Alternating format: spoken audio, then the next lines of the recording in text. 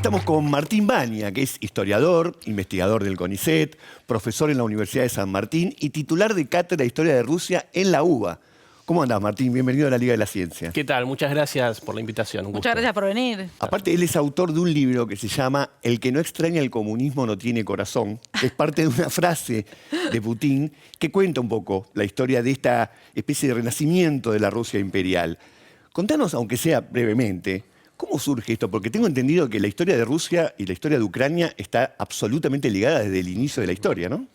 Bueno, eso parte de la interpretación del presidente Putin, que en Rusia lo tienen como una suerte de revisionista histórico, ¿no? Porque se mete en la historia, hace su propia interpretación del pasado ruso y se vio puesto de manifiesto en la invasión con Ucrania, donde una de sus justificaciones fue efectivamente hacer uso de la historia y culpar a Lenin y a los bolcheviques del conflicto con Ucrania por haber inventado Ucrania, pues, es decir, que Ucrania hubiese sido un producto de la Revolución Rusa y haber disgregado el territorio que dentro de la mentalidad de Putin formaría parte de un mismo mundo, ¿no? Un mundo ruso en donde rusos y ucranianos tendrían que formar parte del mismo territorio. Entonces, con esa interpretación, vos lo sabés muy bien, Sergio, cómo la historia a veces se usa para justificar o legitimar ciertas acciones del presente, sirvió para decir, bueno, Ucrania nos pertenece, la invención de Ucrania fue un error de la Revolución Rusa, por lo tanto tenemos que reparar ese error e invadirlos. ¿Y cómo surge entonces ese nacionalismo ucraniano, ¿no? Este sentimiento de querer estar separados de Rusia? Bueno, hay elementos que, retomando un poco lo anterior, que Putin retoma, ¿no? Que tiene que ver, por ejemplo, con que en Ucrania se creó el primer estado, el primer gran estado que vino a unificar los territorios que estaban en esa región y que hoy forman parte de Bielorrusia, Ucrania y Rusia, que fue la Rus de Kiev, ¿no? Estamos hablando del siglo IX. ¿Cómo se llama? Rus de Kiev, ¿no? Que es, vendría a ser el primer estado unificado en esos territorios. Hay una gran distancia temporal, ¿no?, entre lo que pasó en ese momento y lo que pasa hoy, pero se usa como justificación. Y también un elemento simbólico muy importante, que es que en el siglo X, en Crimea, ¿no?, el territorio que fue anexionado por Rusia en el año 2014, el príncipe Vladimir de esa Rus de Kiev se convierte al cristianismo ortodoxo, que es un elemento muy importante para la Rusia actual, sobre todo para el presidente Putin. Entonces, dentro de esa mentalidad, es lógico que quieran reincorporar o volver a tener ese territorio bajo su mando. Ahora, hay que entender que desde 1991 Ucrania es un territorio libre, soberano, claro, independiente, y que no, para Putin no debería existir porque pone en amenaza, en peligro la seguridad nacional de Rusia. ¿Pero cómo fue esa independencia de Ucrania? En 1991, con la disolución de la Unión Soviética, Ucrania logra su independencia como las otras 15 repúblicas, la propia Rusia, Estonia, Lituania, bueno, y las demás repúblicas. Y a partir de ese momento se refuerza cierta identidad nacional, cierto sentimiento ucraniano distinto tienen su propio idioma. Del ruso, tienen su propio idioma, su propia bandera, su propio escudo, pero es una historia que está íntimamente ligada a lo que sucede en Rusia, ¿no? ¿Cómo explicás o cómo pensás, ya que hiciste ese libro con una parte de la frase, ahora decirla completa, la frase de Putin, bajo qué paradigma, bajo qué mentalidad teórica le explica al pueblo ruso este tipo de invasión?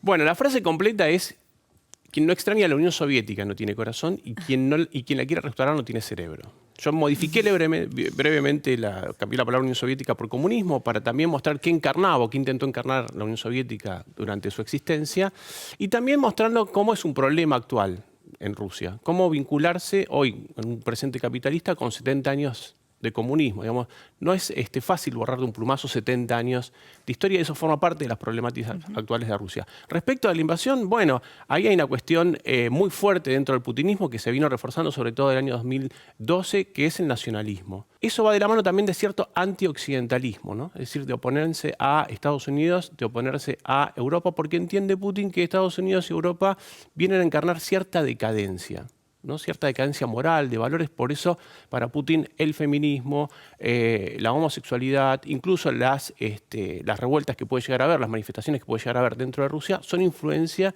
de Occidente. Por lo tanto, hay nacionalismo, antioccidentalismo y podríamos llegar a agregar acá conservadurismo, ¿no? Hay valores que resurgieron en esa dirección, se potencian para justificar esta invasión. Ucrania es independiente, Ucrania es influencia de Occidente, puede tener una influencia negativa sobre Rusia, por lo tanto hay que actuar. Ahí es muy interesante el fenómeno Putin en el sentido de que seduce a sectores de derecha mundial, diría, pero también a sectores de la izquierda mundial. ¿Cómo puede él lograr esa confluencia? Sí, es muy interesante esa pregunta porque Putin se convirtió en una suerte de caja vacía, ¿no? Que cada uno llena como quiere. Para algunos es un líder comunista, para otros un líder antiimperialista, para otros un zar moderno, ¿no? Sí, total. Y depende de donde uno se posicione, se lo define. Yo creo que está bien que la derecha se acerque a Putin porque efectivamente él tenía lazos, o sus valores se acercan más a lo que podríamos considerar posiciones políticas de derecha. De hecho, tenía vínculos con Marine Le Pen en Francia.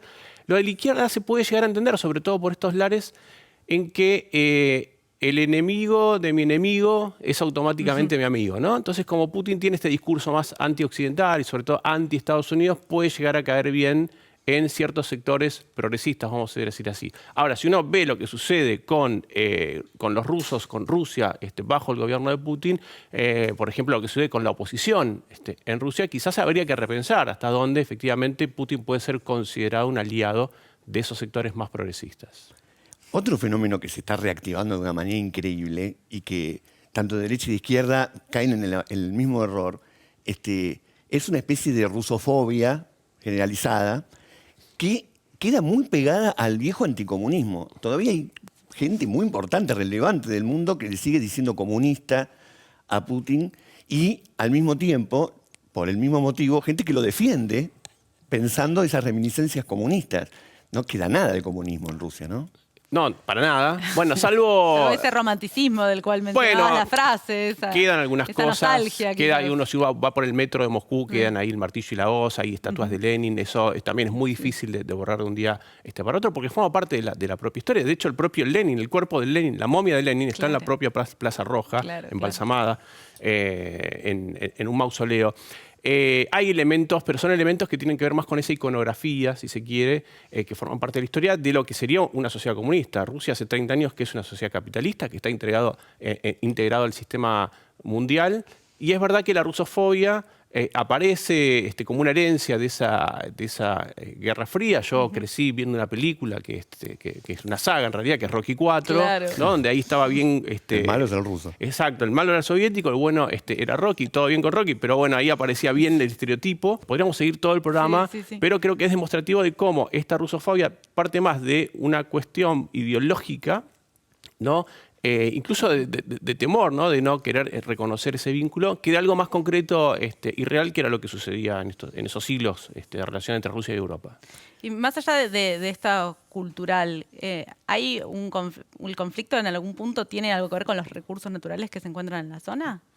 Bueno, eso es un elemento que podríamos agregar. Efectivamente, Ucrania después de Rusia era la república más poblada que tenía la Unión Soviética. Por allí pasan gasoductos que transportan el gas que exporta Rusia. Tiene una gran cantidad de recursos naturales. Hay un elemento que uno podría considerar, bueno, también es una preocupación de Putin. Putin está muy preocupado por poblar Rusia, que tiene una tasa de natalidad muy baja y que la población es casi la misma que hace 100 años, ¿no?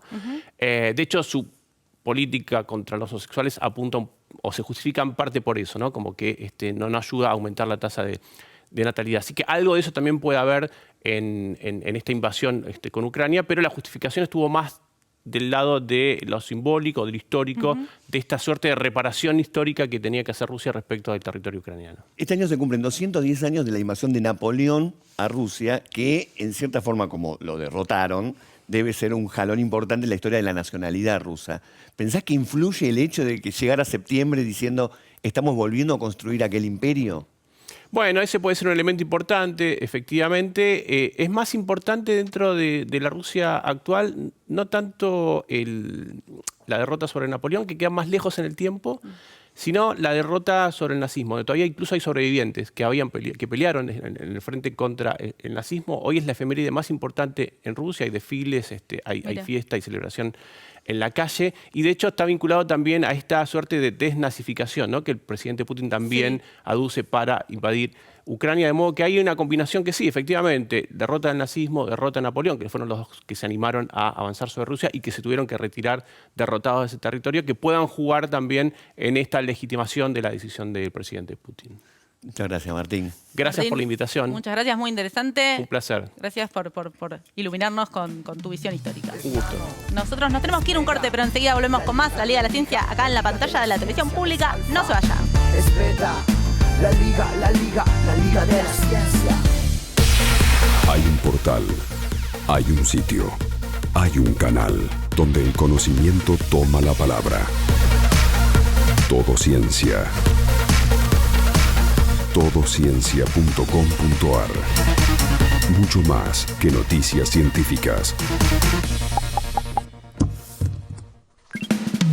Es nano, es mega, la liga, la liga, la liga de la ciencia. Es alfa, es beta, la liga, la liga, la liga de la ciencia.